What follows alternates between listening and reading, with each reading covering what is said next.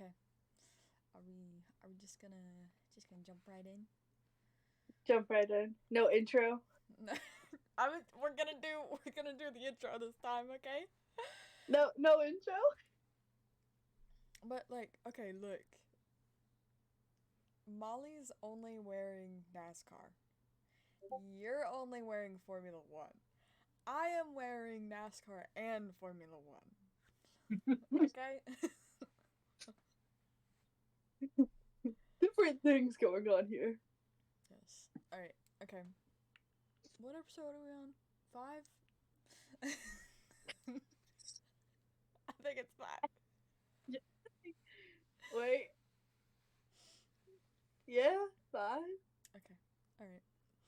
What's up, Cool. guys? Welcome to the 5th episode of season 2 of the Trackside Girls podcast. So, as always, we do NASCAR first, even though Formula One started earlier this week, or this past week. But, NASCAR. Let's see, where did we start? Um, Just good old Xfinity and the Cuparoonie race. alright, so a couple things. They had changed the short track package. Um, and so NASCAR did a bunch of testing before the season to try that out. But this was the first race that they could actually use it. Um, I I don't know. I feel like I got mixed reviews from what I've seen from the drivers and crew and stuff. Um, but they were out in Phoenix. Um, both Xfinity and Cup race this weekend. So I guess let's start off. Cole Custer got the Xfinity pole. Molly, did you even really watch the Xfinity race? Yeah, I had to watch it on my phone at one point. Okay. To be fair, I couldn't tell you what happened with Xfinity. I'm not. Well, we know that there was a big wreck. There were multiple cars involved. Quite a big list. I have who was involved. Okay. Okay. It was um Sam Mayer. Our boy Samuel. Okay, Sam would like to finish a race, not have three DNFs within like the first three freaking races already. That's pretty bad. It was Sam Mayer, Brandon Jones, Haley Deegan, William Byron, Eric Almirola, John Hunter Nemechek, Austin Hill, Jeb Burton, Parker Res. Oh wow, words. Retzloff. Yeah, that cannot say his last name. Ryan Ellis, Brennan Poole, Chandler Smith, and our boy Riley. Now, if you guys didn't count those, that was 13 drivers Yeah. involved in this wreck. That was lap 144. Um, so Yeah. apparently Chandler Smith and John Hunter Nemechek caused it. As they always do. I wouldn't necessarily. I would say I would more so say John Hunter than Oh. Chandler. Um, Mm-hmm. as to that statement. Whoever was in front of John Hunter, like, I guess forgot how to go or something, and then they all just stacked up. So what you're saying is the same exact thing he did in the cup race. Bingo! We'll get to that. Um, Bingo! Yeah, whoever was in front of John Hunter literally just forgot how to go, and then it escalated, and then it happened, and then it made me very sad. but so that was really the big one. In the Xfinity race, Justin Allgaier spun with 5 laps to go. Um, did it end in a green white checker? Did they let them roll around that long. I think they did overtime.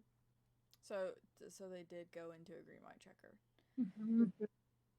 But ultimately, I was actually kind of confused at this because like nobody like in our group chat out of the three of us made the announcement of who won it. I just happened to click on the NASCAR app um when the race ended, and I just Chandler Smith's name was at the top. So I put a question mark after after I put the message in the chat. I was like, Chandler Smith wins Phoenix? Question mark. Honestly, couldn't tell you how he won, how he did it, because I don't even know what the frick happened. Because it was starting to get chaos, like, in the back. Once they came to the start-finish line, I was like, okay, cool. Let's not have another wreck. So I don't think anybody this weekend got a penalty for this, but something that is very notable about Phoenix is it has like another lane and a half below the white line of the actual track, and you are not allowed to pull out of line until after you've passed the start finish line.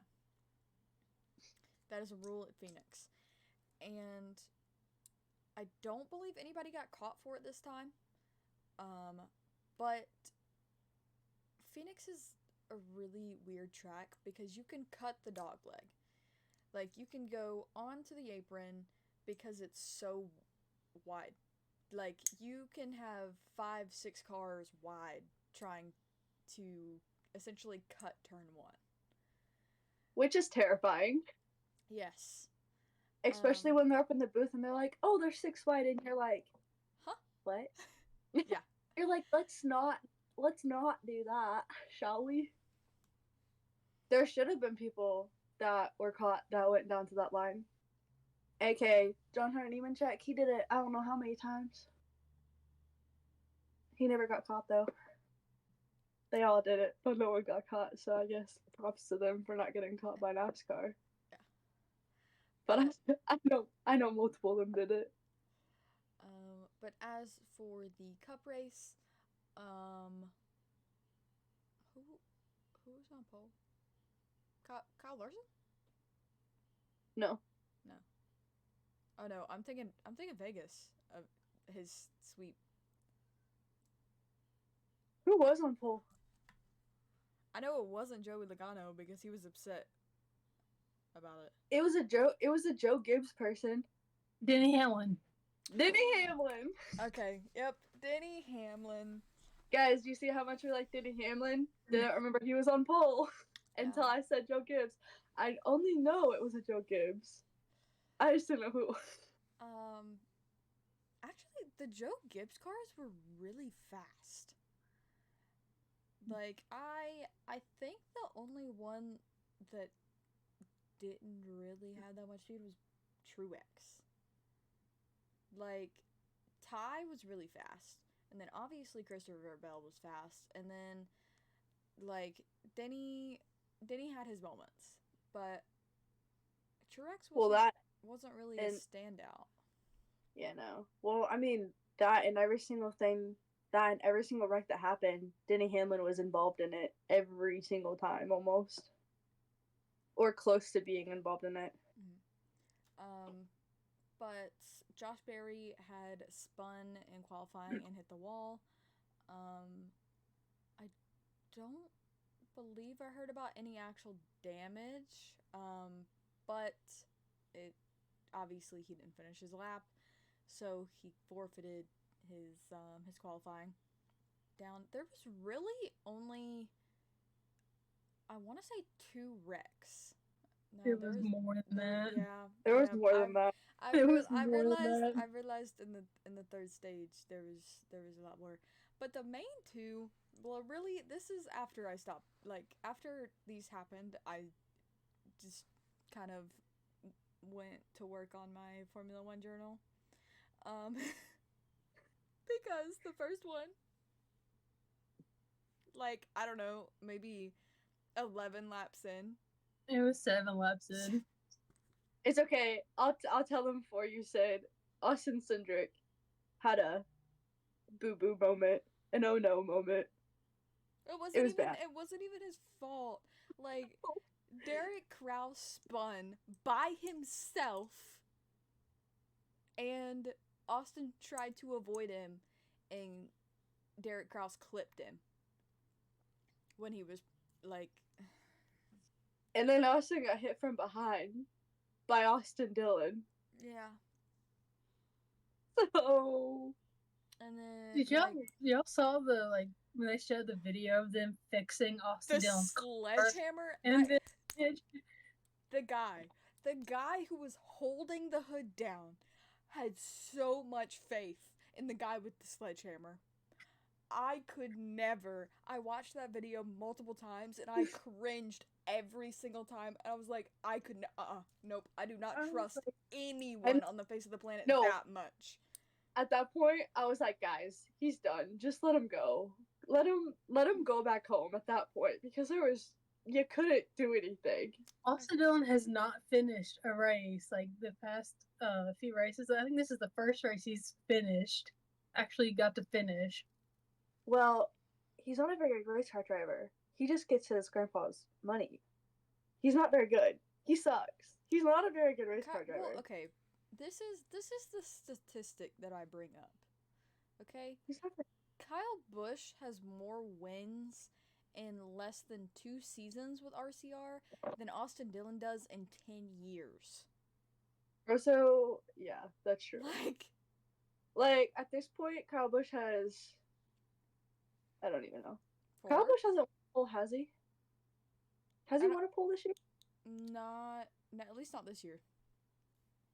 Well, I don't know. He still has more wins than Austin Dillon, and Kyle Busch hasn't been there that very long. Exactly. So, yeah. What does that tell everybody here? Just saying.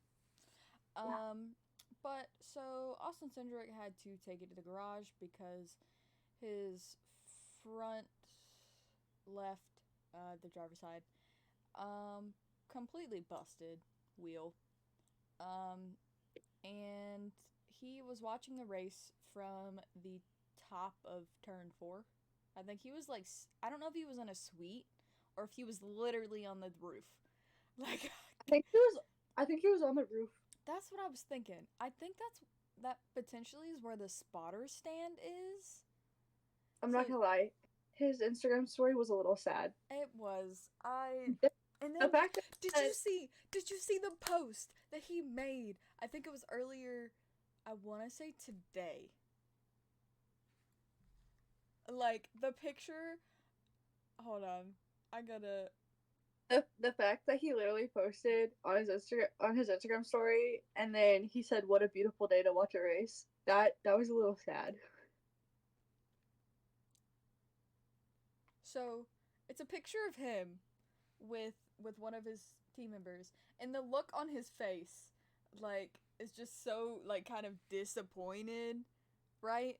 And then he said, me after reading the NASCAR script for this weekend. Practice P5, qualifying, oof, race last. Oh my. Wait, I mean, it's kind of funny, but it's sad, but it's... Like, I feel for him so much, like... Gosh. Oh, man. It's...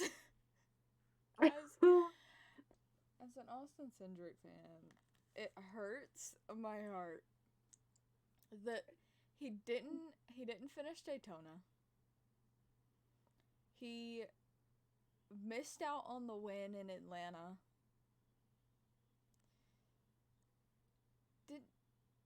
Didn't something happen last week too?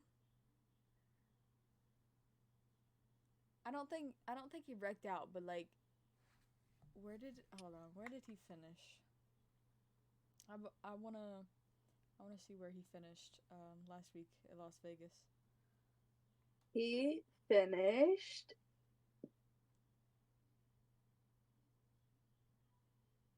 29th. He started 3rd. So, wrecked out and while almost leading the Daytona 500, missed out while dominating the Atlanta race and missed out on the win. Started third, finished 29th, and then got collected in a wreck.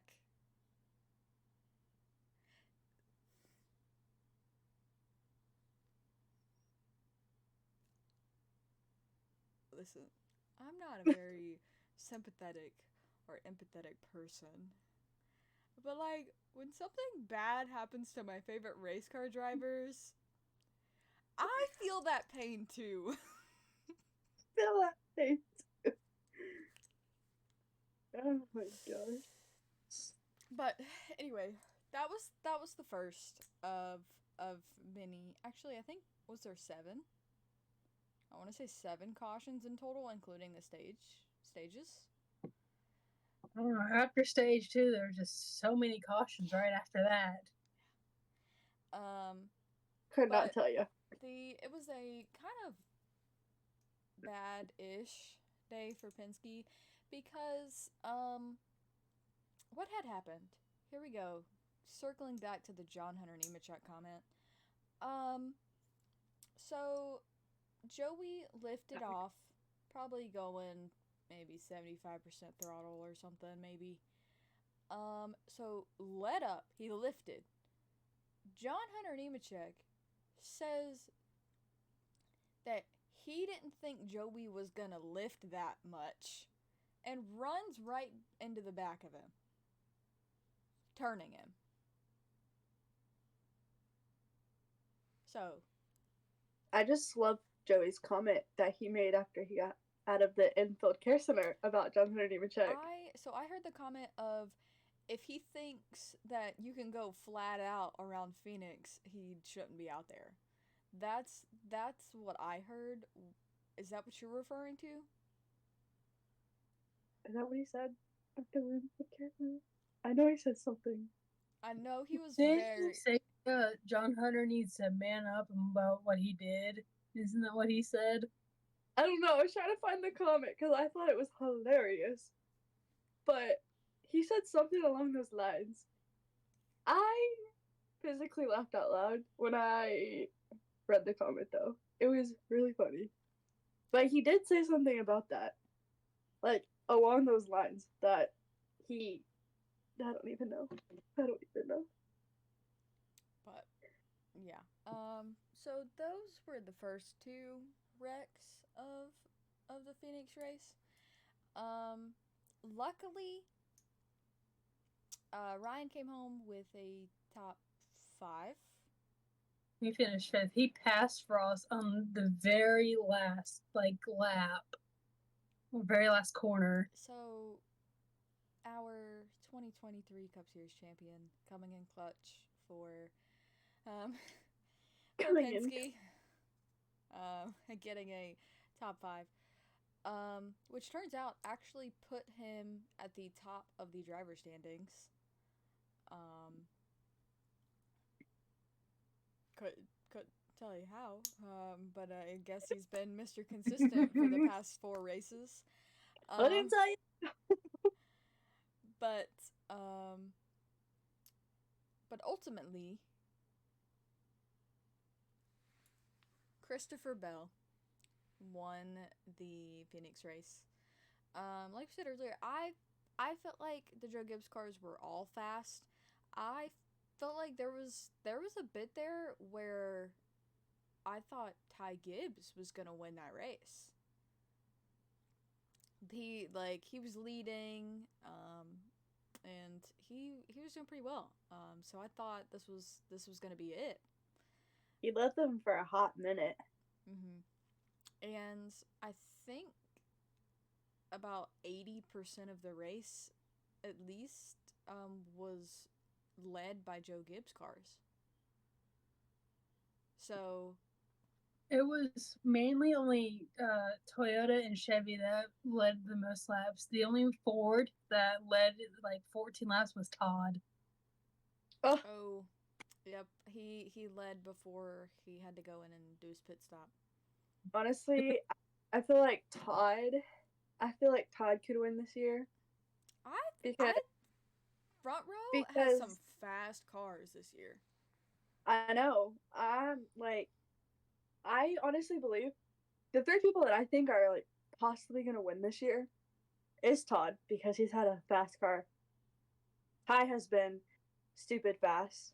And honestly, I believe that Noah could probably gonna win this year because if you look at every race, he's finished within the top 10, top 20.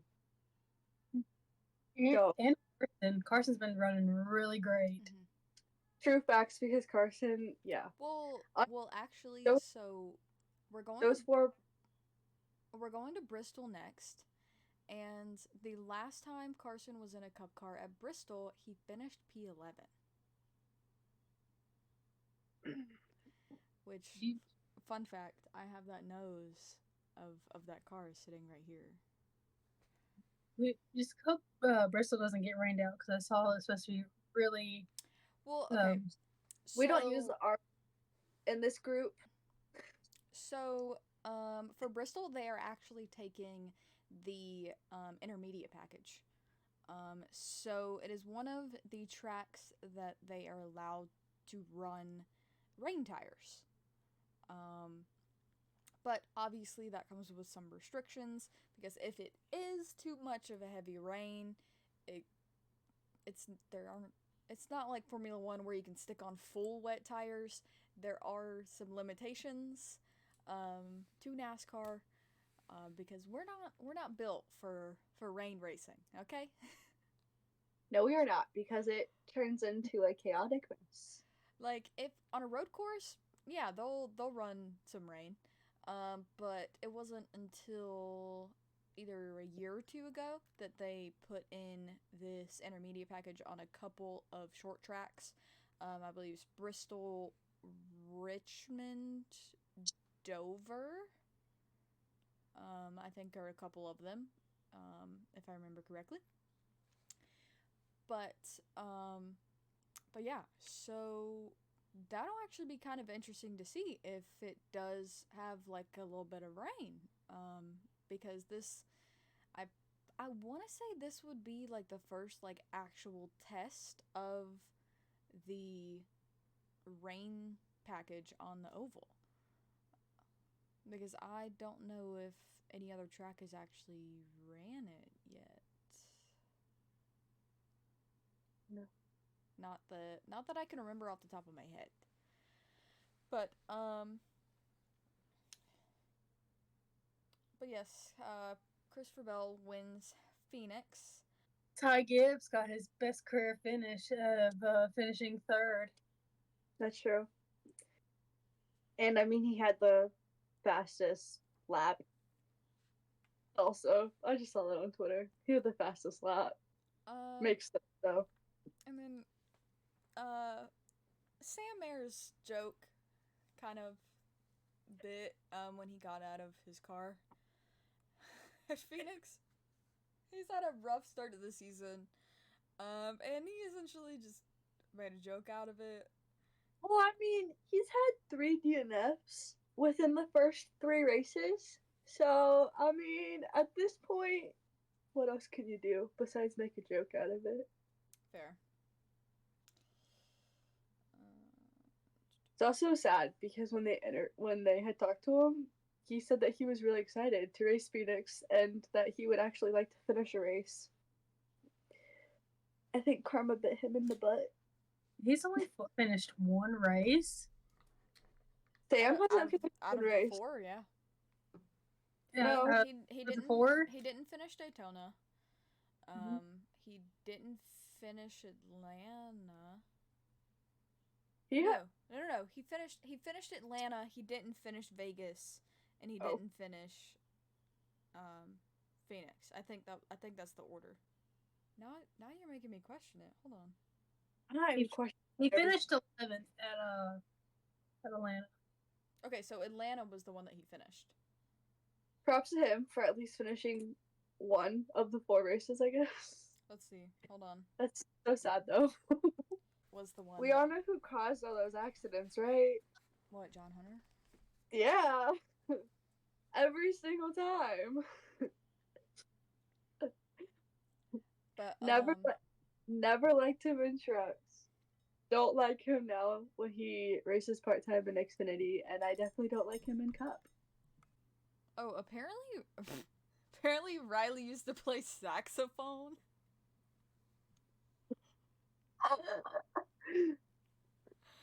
I thought that was funny. He didn't used to just play saxophone. According to Noah, he was the best saxophone player there ever was. I also love the fact that he literally had to call Riley and be like, "Hey, Can I share this? Can I tell him this story?" Also, Noah and Riley look exactly the same as they did when they were like actual children. They just grew up. Yeah, you can definitely especially Riley. Riley looks the same. He just had a bit of a glow up. Oh my gosh, that's too funny. IndyCar had their season opener this past weekend in St. Petersburg, Florida. It Penske started the season strong, with Joseph Newgarden getting pole.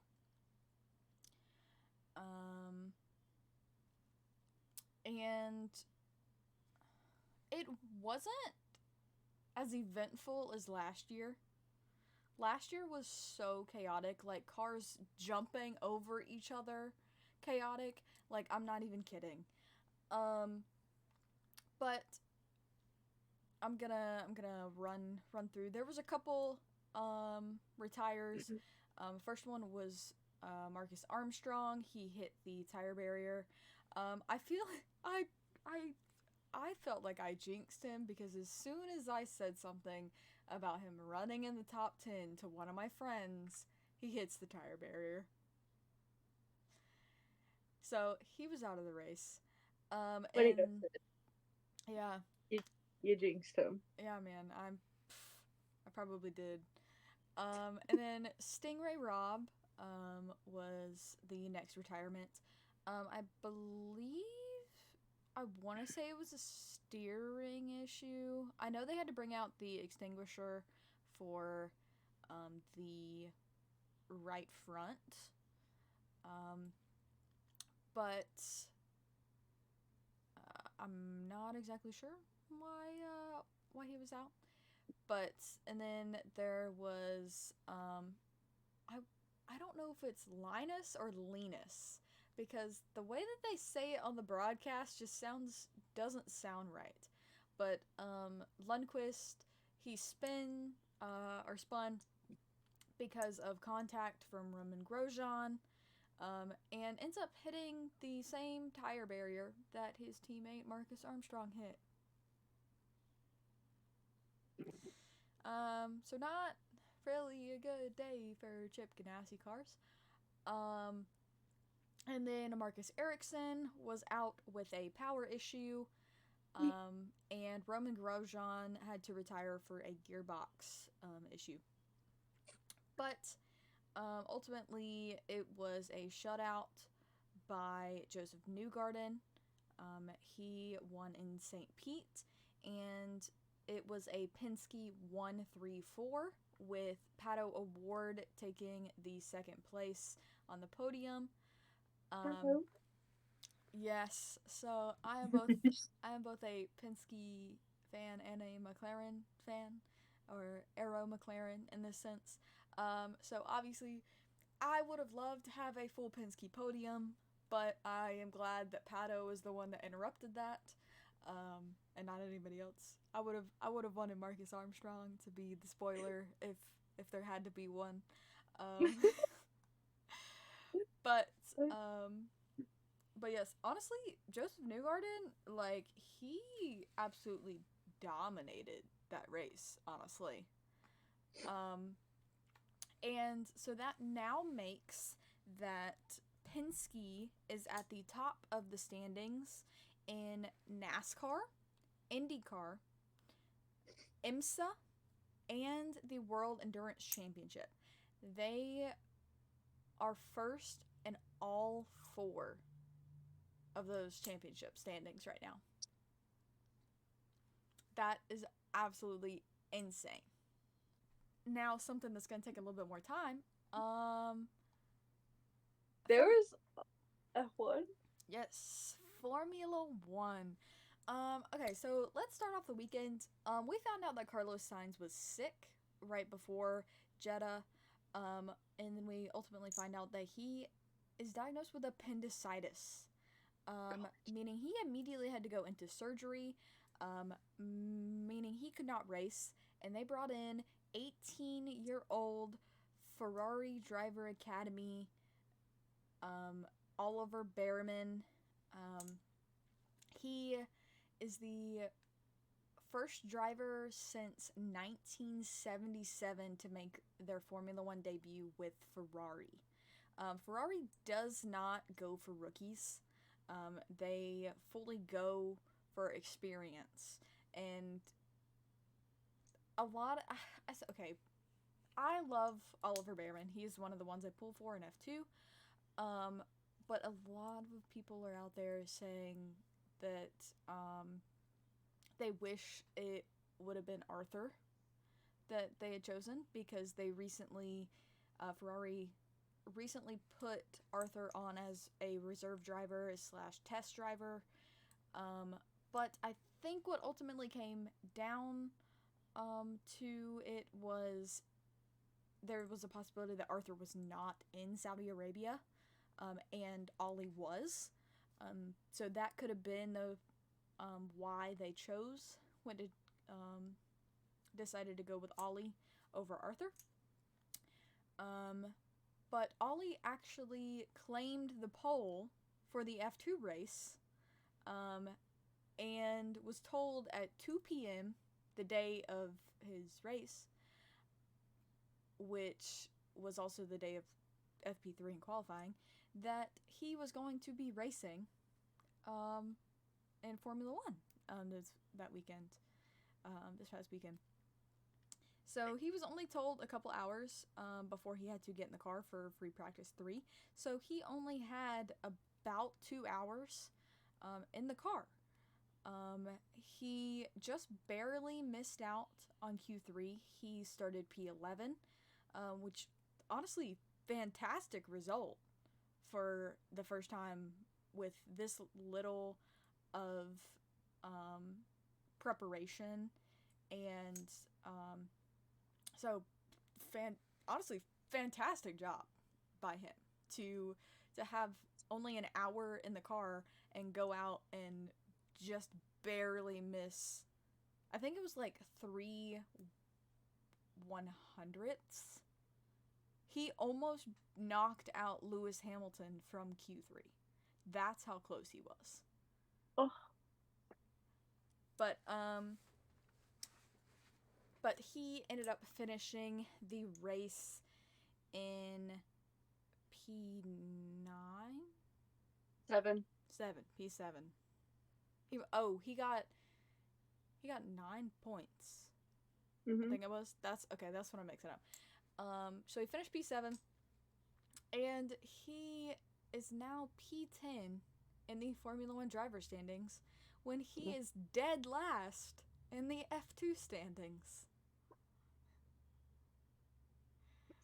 I love him. I love Ollie.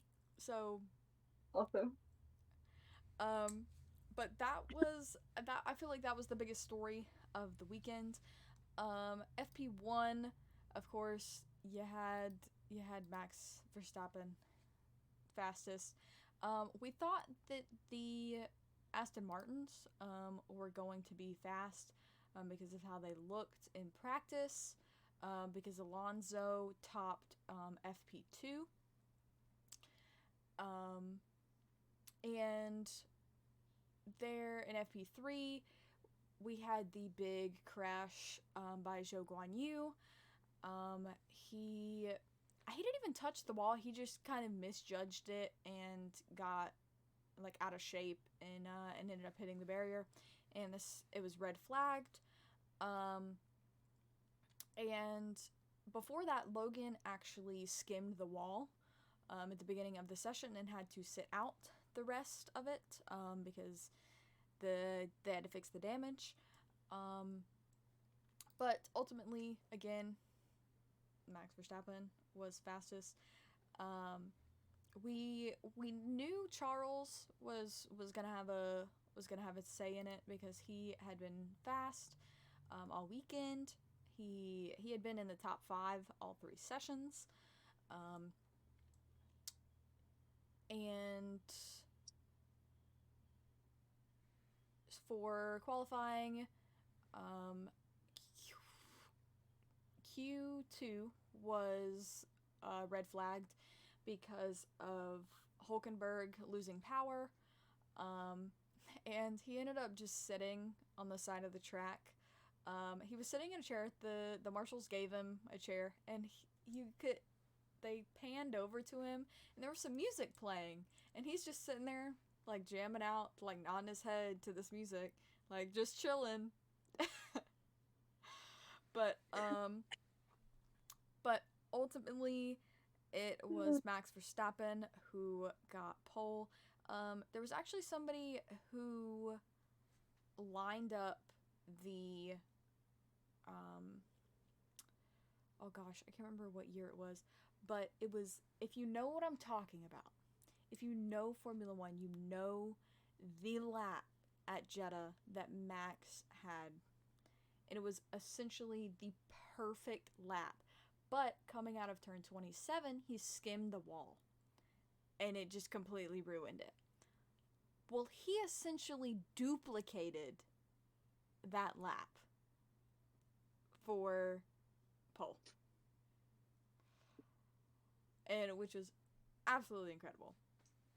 Now, as for the race, I have to break out my handy dandy F1 journal because that's where I wrote all of it down.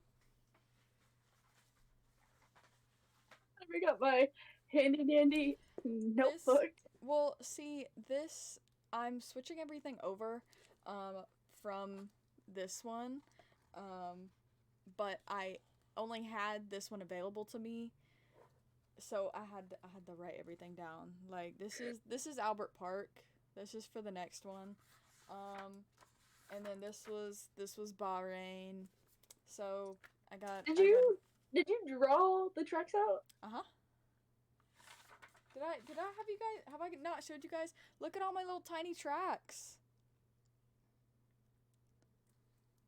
You guys, you look so baffled.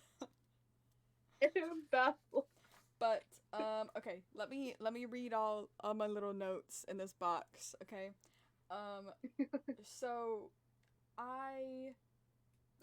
the big thing was, okay, so let's start at the beginning. These aren't necessarily in order because I was at work, so I was just jotting down different things like as they happened in between doing stuff. But Pierre Gasly had a problem on the formation lap, but like limped back around to the grid and did the start, but they had to bring him in before he completed a single lap and had to retire the car. Something that, okay, hi, I'm a Lando Norris girly, if you guys don't know. Something that literally made us Lando girlies, our, like, heart rate skyrocket. Lando, I guess his foot slipped off of the brake pedal. Uh-huh. Because he almost got caught for jumping the start. Because, like, he didn't get a penalty because he stopped and he was on the line of the grid box, and the, like, technology that's on the car in the FIA system, I guess it didn't register that he moved, so they couldn't really get him for anything. And then also the same thing happened with, I believe it was Sebastian Vettel a couple years ago, and they didn't give Sebastian a penalty for that, so they had to apply what they did for Sebastian to this situation just to make it fair. But Lando did stop, and then went. He did not gain an advantage. It actually lost him spots because he had a terrible start. And George Russell saw it and immediately got on the radio and it was like, Norris jump start. Like, and we're just like, George Russell, keep your mouth shut, okay? But what's even funnier is that the day before, during an interview, Lando makes a joke about jumping the start.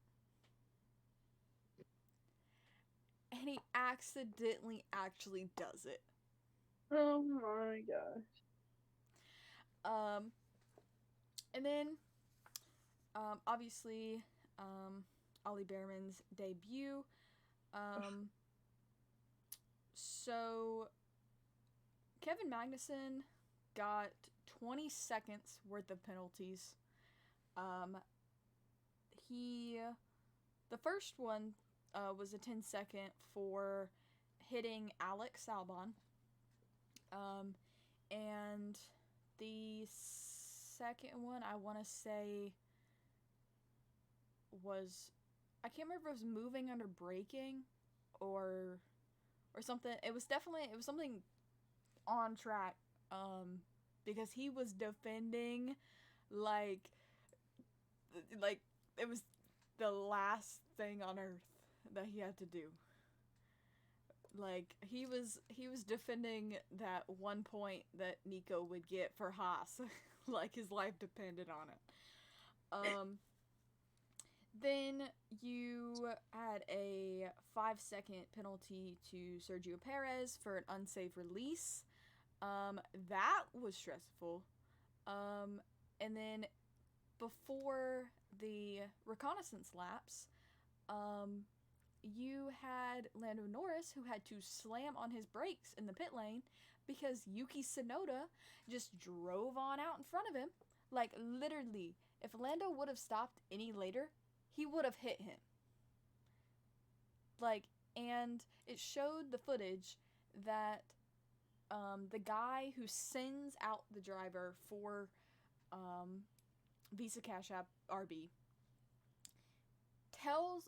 first sends Yuki out, but then reaches out and tells him to stop. But Yuki does not see him. But part of that should be on the driver to double check their surroundings. Like, you can't just drive out there blind. Like, even though one of the engineers sent you out there, you still need to be aware of what is going on around you.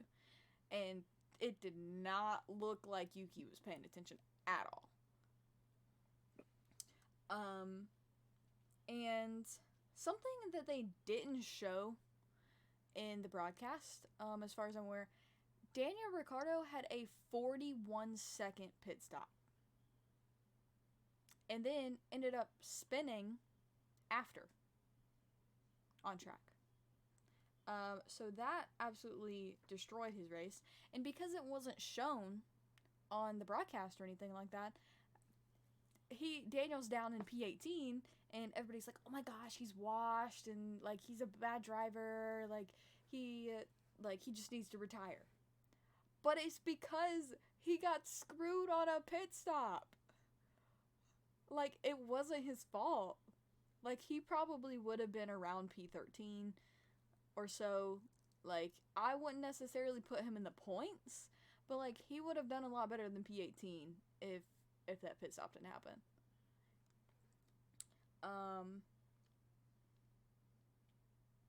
But yeah, I think, and then the podium, Max Verstappen won. He has gotten 9 consecutive wins in a row, over, including last season. Then it is the second time that he's done this, and I believe he's the only driver to do so. to do it twice. Charles got fastest lap, and then Checo was second and Charles third. But driver of the day, Oliver Bearman. Whenever the little thing popped up during the races, it tells you that you can vote on it. This is the biggest percentage I've ever seen for a driver. It was at 43%. I voted for sure. Ollie Bear. I voted for him. It's the biggest percentage that I've seen while watching races. Normally it's like 17%, 12%. No, 43% for Oliver Bearman as driver of the day. I voted for him, but that's because I really love Ollie. Oh, something that I had missed. Joseph Newgarden has now led 4,000 laps in his career. That is insane. That's actually, like, legit crazy to think about. Like, I mean, I guess if you put it in perspective of Max Verstappen, he led 1,000 laps in a season. So, like, it is, like, I mean, but IndyCar isn't as, like, solely dominated by one person because they're essentially equal machinery. Like, they have different manufacturers, but for the most part, they are on the same level. So, yeah, that's insane. Wild. And then you have actually for F2, because Ollie did not race because he got pole, everyone on the F2 grid got bumped up a spot. And Paul Aaron was watching, I want to say qualifying, or practice or something. And there's a video of him, and the person's taking the video was like, what are you watching? And then Paul's like, my dear friend Ollie, who gave me one spot better in the race tomorrow. Because Ollie's, like, I love Paul Aaron. Like, he's one of the people I pull for in F2. But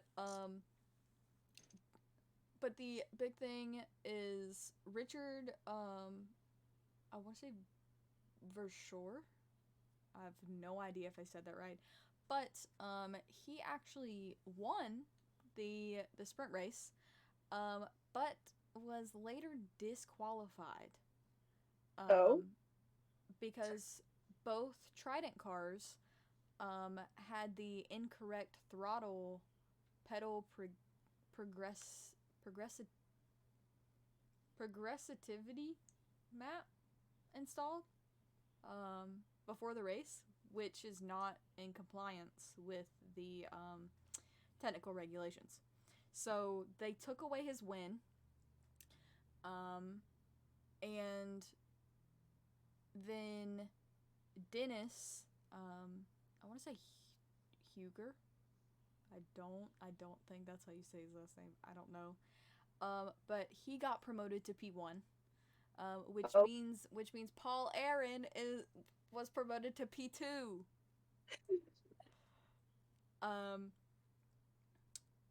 And then actually, it was the first race for F1 Academy this weekend, and now F1 Academy, all of their races line up with Formula One weekends, so they will be at the tracks with Formula One alongside them. This was a very big step for F1 Academy to put them on a global stage, and now their races are filmed and streamed, and I believe they are going to be filmed or streamed on their YouTube channel the entire season, so I do believe you're able to watch them through there.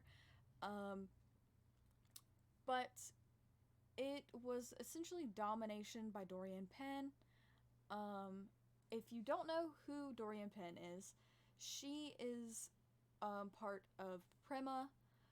She is backed by Mercedes in the Mercedes Driver Academy, and she came from the World Endurance Championship. She is a part of Iron Dames, an all girls or all women driver lineup. And I believe it was the second race, she had taken the checkered flag twice. The first time, like the official, like checkered flag, she continued for another lap at full speed, because she was unaware that the race had ended, and she came back around, and they gave her a 20-second penalty for that. So it had taken away her second victory, but she still has the victory of the first race. But her penalty did promote Abby Pulling into P1.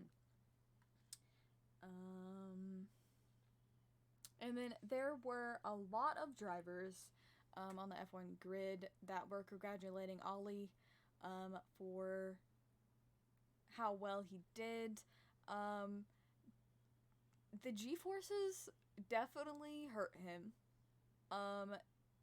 There, at some point during the race, his head went so far to the side, it crushed the side of the headrest. Because obviously he's not used to pulling this many G-forces. So his neck is not as strong. And yeah, it was, I would hope that he's not hurt by that. Like, that's essentially like him slamming his head into the side of the like headrest. I don't know how, like, what that feels like. I don't know how dense it is or anything like that, but God, I feel like that would hurt. Well, I mean, I thought it was funny because everybody was just posting the picture of him when he had his helmet lit up, and he was so sweaty. They're like, I've never seen him this sweaty before. It's, yeah. I was like, so what? there's actually, there were some drivers complaining that the F2 cars were not powerful enough. That the jump from F3 to F2 is much smaller compared to the jump from F2 to F1. So some of the drivers, mostly F2 drivers, were wanting the F2 cars to be more powerful, to get them like more ready for F1. And something that's a little sad, we love Ollie, like that, there's no doubt about that, but like the difference between everyone going out of their way and congratulating Ollie, compared to how much the drivers interact with Logan Sargent, it's honestly kind of sad. Like, I don't doubt that, like, there's times that they interact that media isn't around or stuff like that, but like the stuff that we do see, it just, out of this weekend alone, it felt like drivers interacted more with Ollie than we have ever seen them ever interact with Logan Sargent. Bro, I'm literally gonna cry. Like, I am crying. Like,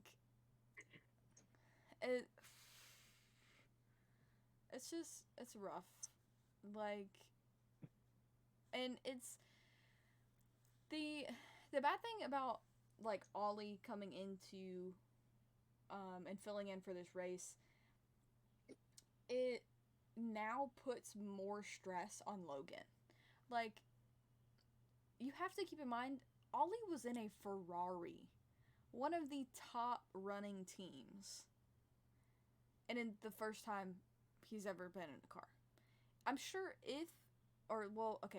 he's done some stuff for Haas, but a Haas compared to a Ferrari. Come on now. But like, you obviously Ollie's in a more powerful car. He is able to fight for the points. As of right now, the Williams isn't as good as it was in some of the races last year. So I hate that people are already, after seeing Ollie's performance, they're already wanting to kick Logan out after one race. Or 2 races. It sucks. Like, because everyone just immediately doubts him. And I don't know if that's the world hates American thing or what, but like, it's annoying that all of this stress, like all of this hate, like going towards him, there's no way he doesn't not see it. And like, for him to be 100% unaffected by it is absolutely impossible. So I hope that he sees out here that he still has supporters, still people that believe in him, that I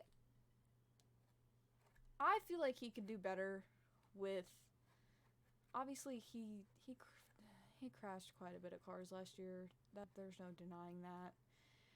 But I have always said this, that I believe 2 years in any type of motorsports is what somebody needs, because the first year you're getting used to the car, you're trying to understand the sport, and then the second year is when you're familiar with the team, you're comfortable with the team. Obviously with F1 it is a new car, but now is the time to step up. And I feel like after 2 races, you can't just immediately write him off, because you wouldn't immediately write off, I don't know, Oscar Piastri if he had a bad 2 first races. You'd be like, oh, the McLaren's a tractor. That would be the response. It wouldn't be, oh, Logan Sargent's a bad driver. It should be, okay, the Williams isn't as good as it can be, so let's give him some time. Sorry. Okay, let's move on from my rant. Sorry, I went on a tangent there. But I believe, okay, there's only one other thing that I want to talk about with F1, and then we'll get into the upcoming races. Puma, who is partnered with Ferrari to make some of their merchandise, Charles was doing a shoot for some of the pieces, and one of the new pieces is a Ferrari hoodie that looks like either their suit or fireproofs. And Charles was modeling this hoodie, and he is so excited. He's like, yes, we get hoodies. And then somebody, I guess, I don't know if it's in production or on his team, I'm just like, this isn't for the team. And then he's like, this isn't for the team? And then they tell him no, and then just the like dread on his face, he's like, you've got to be kidding me. The like and then he literally pleads with the project like management people who are there, and he's like, please, can we just do like a special edition, like for us, like I will literally wear it all the time, please. And then obviously like they don't have the jurisdiction to agree or not, so they're like, we'll pass it on, we'll see what we can do. But somebody give my boy Charles Leclerc a Ferrari hoodie. Like, Jesus Christ. Give that man a hoodie. Give that man a hoodie. So I think that's it. Okay, let's move on to the weekend. There is no Formula One, no IndyCar, so we are only going to be talking about Bristol in the NASCAR Cup and Truck Series. Xfinity is off this week. Bristol. Chandler. Oh. Never mind. He's in Xfinity now. I made that same mistake when I was standing in front of him at Atlanta. I was sitting here thinking Chandler was still on the Truck Series. I was about to say he was so good at Bristol. And then I was like, wait, he's not driving trucks anymore. Our standouts for Bristol. What do you guys think? I Could not tell you. Zane and Kyle Busch are going to be in the truck race. Well, all my picks go out the window. I'm going my boy Zane. I mean, I would hope, but it's probably going to be Kyle Busch. I thought Kyle Busch was stopping in the truck and Xfinity series after he got, like, the 100 wins or whatever. Well, he was, but since technically he sold his company to Spire, they're letting him race because they want his feedback on the trucks and the cars and how they run and what they need to fix. That's annoying. Because he wasn't going to run. Because, you know, the first Xfinity race that he ran, what, was Atlanta? He ran trucks in Atlanta. Trucks, yeah. He wasn't even supposed to run. He was supposed to start at Vegas. But they wanted him to jump in it earlier because they want him to run it so he can tell them what they need to fix to make their, like, cars and their trucks run better. That's why he's racing in trucks and Xfinity, because they want his feedback on what needs to be fixed and how to make them better. Also, William Sawalch? Is that how you say his last name? That's who I'm pulling for. He's in the truck race too. Who won the ARCA race at Phoenix because it got rained out? Because remember there was an ARCA race, Phoenix. Was he the one that won it? Yeah, it got caught out because of rain. Oh, okay.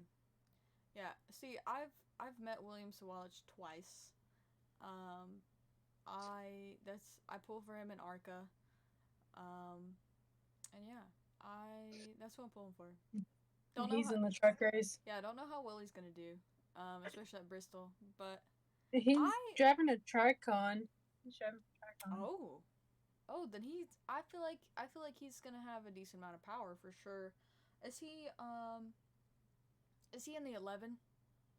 The one. Oh, that's what I'm thinking of. The Corey Haim's the 11. The one is the one that switches it around, with Colby Howard and all them. That's the one that they swap drivers on.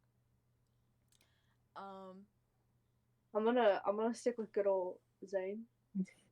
Or maybe Taylor Gray, because he has been doing pretty decent. Has Zane ever won Bristol in the trucks? No. He's won Martinsville. He has won Martinsville.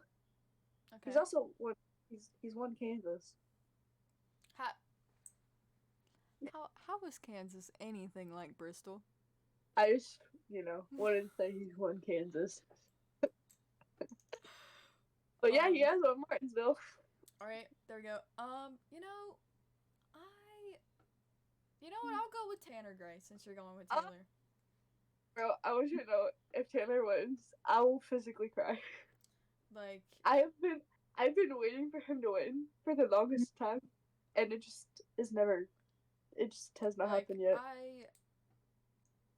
I love Ben Rhodes. Oh, Ben's hilarious. But I think right now I want to go with Tricon. Corey Heim, Taylor, Tanner, William, and then I think Dean Thompson is in the 5. I definitely think that I feel like this year, I feel like Tricon has faster trucks than they did last year. Because they're at least running in the top. Well, at least Tanner's had a struggle all year long, which is sad. But as for the Cup race, Az is in it and AJ's in it. Gross. Please, for the love of God, I really hope Austin does not run over AJ again.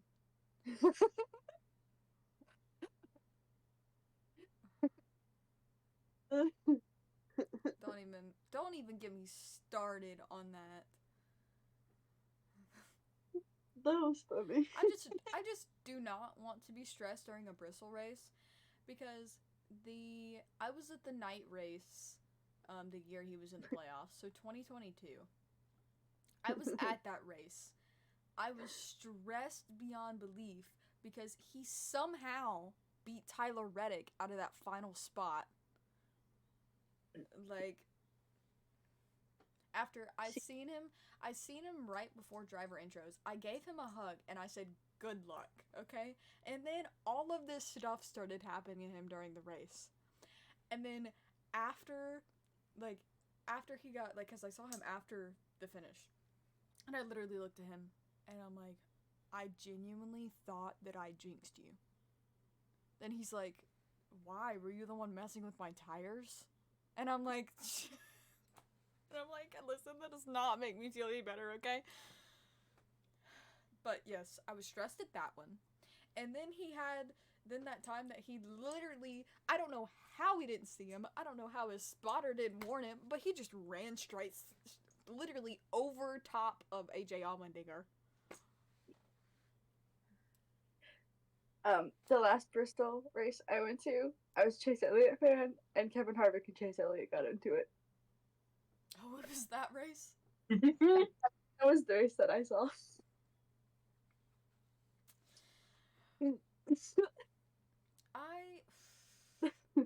That was the last one.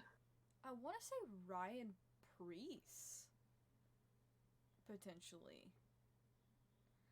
Because Ryan Preece, like, so they switched this race this year. They went back to the concrete. There's no more dirt race.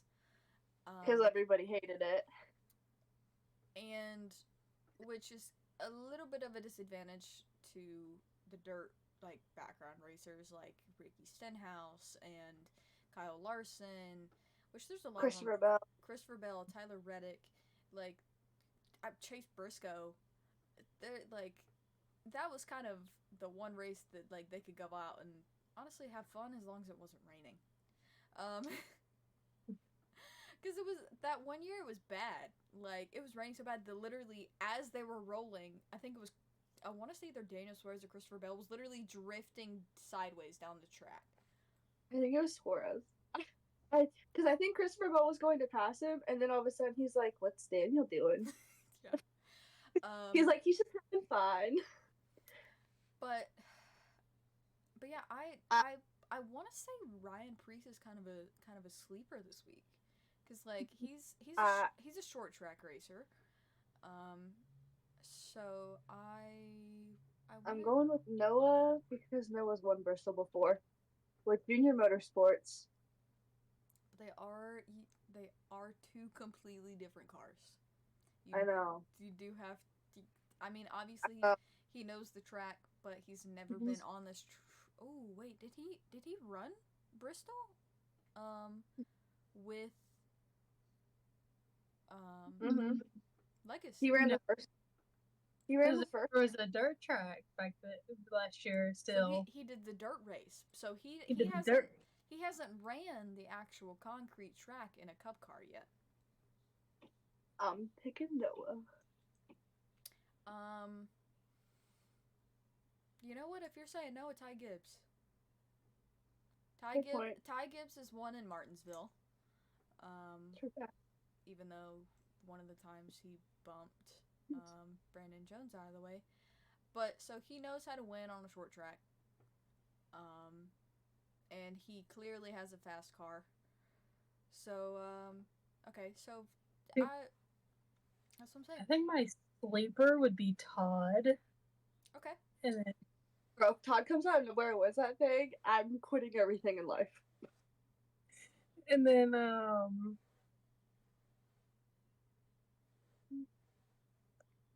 gonna go for a shot. I'm not gonna say Carson, because Carson did really good at the Bristol race. He did. He finished P11. Okay. I think for me, Ryan Preece, Ty Gibbs, and Carson Hocevar. Those are my ones to watch. Carson, Todd. I'm probably gonna say no or Blaney in those two. Because Blaney's probably been the most good, most top Penske driver. You know who else is a short track driver? Short track racer that we haven't really talked about? Josh Berry. Mm-hmm. Could we see him show up this weekend? I don't know. He has done terrible. Ow. I knocked my head. It's been a crazy year so far. All the kind of underdogs has been running up front. Mm-hmm. Bro, shout out to Todd, because Todd's been straight killing it this year. I'm very proud. It makes me happy, honestly, to see Todd up front. Don't know where the heck Harrison's at. Harrison's done bad. It's not been well for him. See, the one thing I don't like about Bristol is how quickly cars get lapped. That sucks. Yeah. And the only way to stop that is with cautions.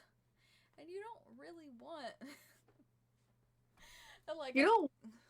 you don't want cautions, but then if your driver's about to get lapped, you're like, can we have a caution? Yeah. Then you start doing the dance of like, please, somebody crash. Pretty much. So, but yeah, I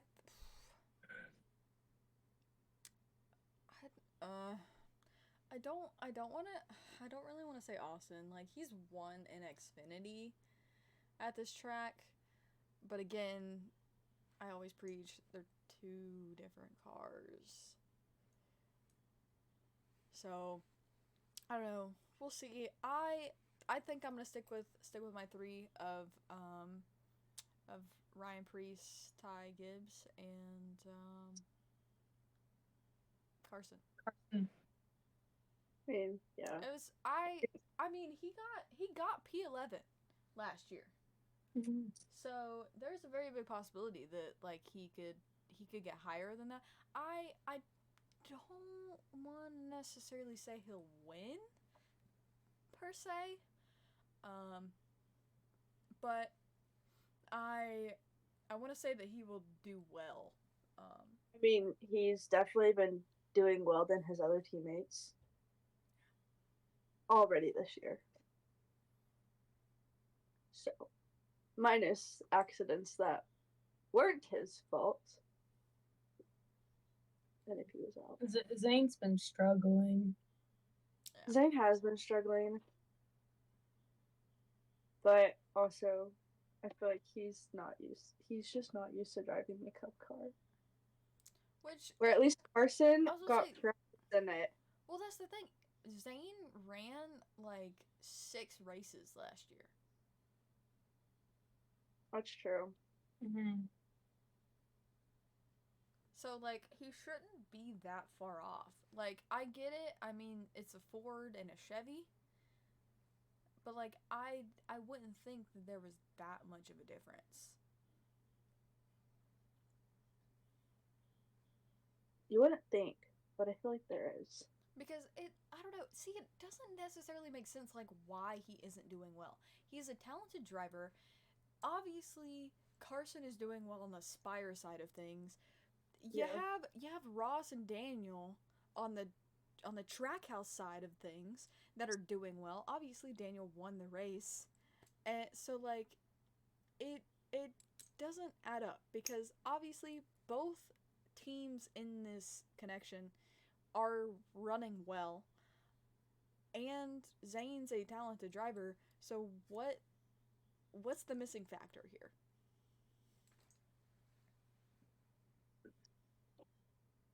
I don't know.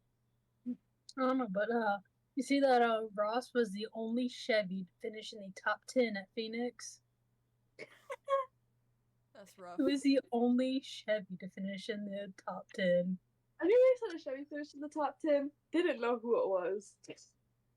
Well, he was really the only one like that was running in the top 10 like almost the entire time.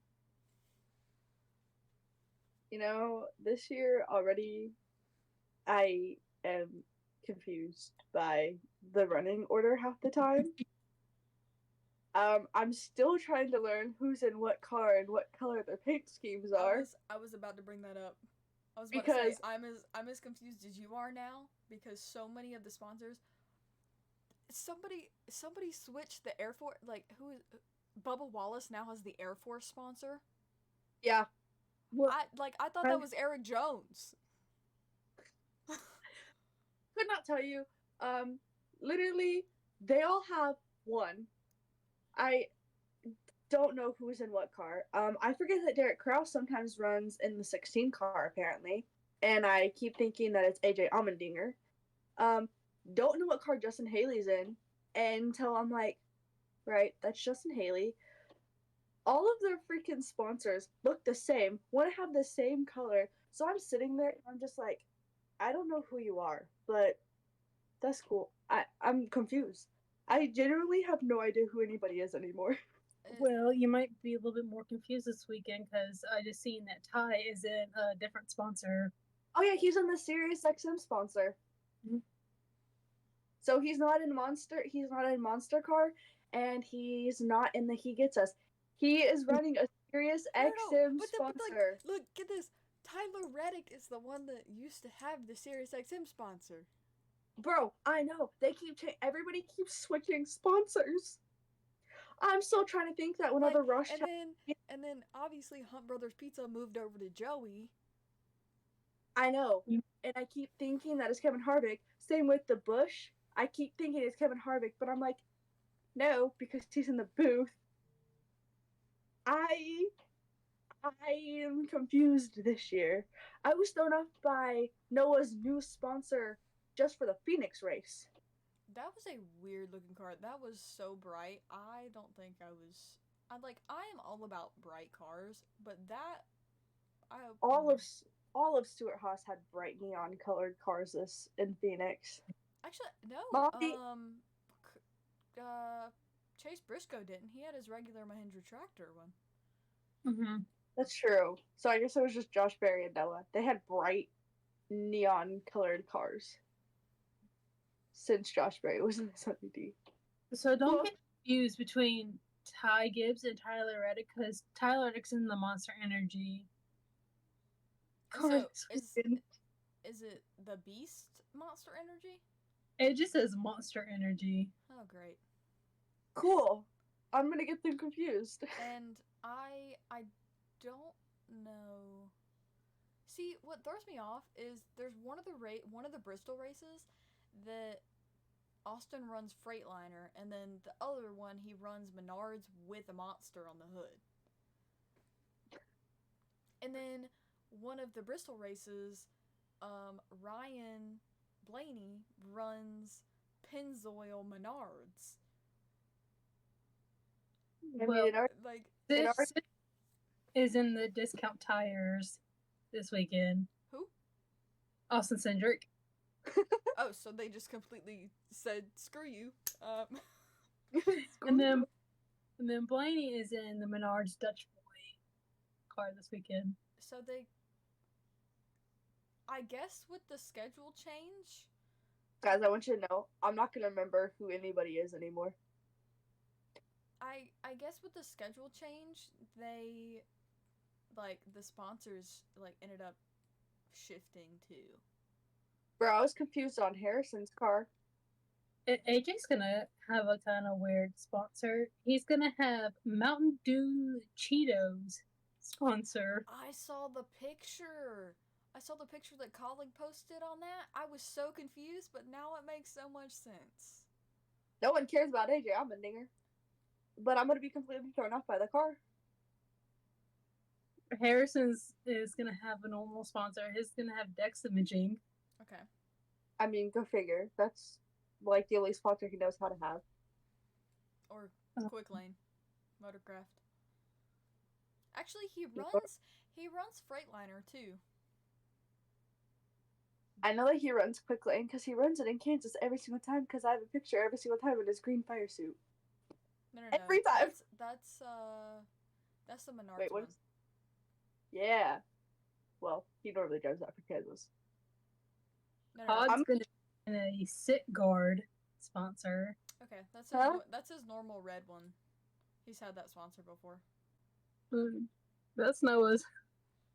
Bass Pro Shops, tractor boats, and ATVs/Ranger boats. I'm so proud. Where's that list? Bob posted it on Twitter. Shout out Bob. I love Bob. Good old Bob Pockris. Bob is such a killer. He posts what we want to know. I love when he gets in a sass battle with Alex Bowman. It's just the most funniest thing of my life. See, what throws me off is Eric Jones is gonna have Advent Health. I always think that's Ross Chastain. I would say, I mean, a lot of these are their regular sponsors. Mm-hmm. Huh. Jockey Outdoors by Luke Bryan? Huh? Wait! That was on Daniel Suarez's car? That means it's probably gonna look like this. Hang on, I have to show you.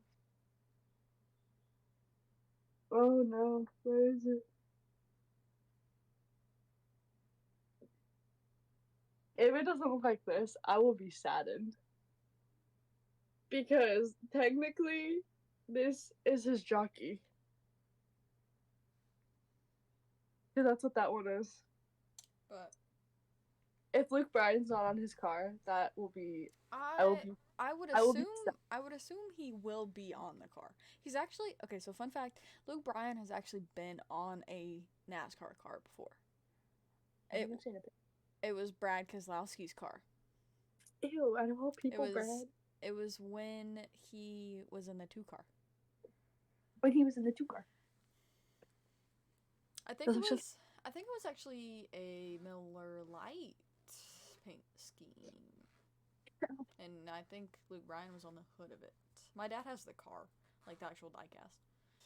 Thank you guys for watching the 5th episode of the Trackside Girls podcast. It is season 2. And hold on. We got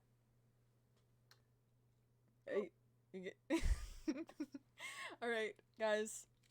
It's peace, love, and race cars. Oh God, hold on, I gotta go the other way. Peace. Hold on. Wait. Dang, let's try it again. Peace. Start over. Peace. Love, and race cars. Alright, anyway, good night, guys. Thanks for watching. Listening, however you enjoy our podcast.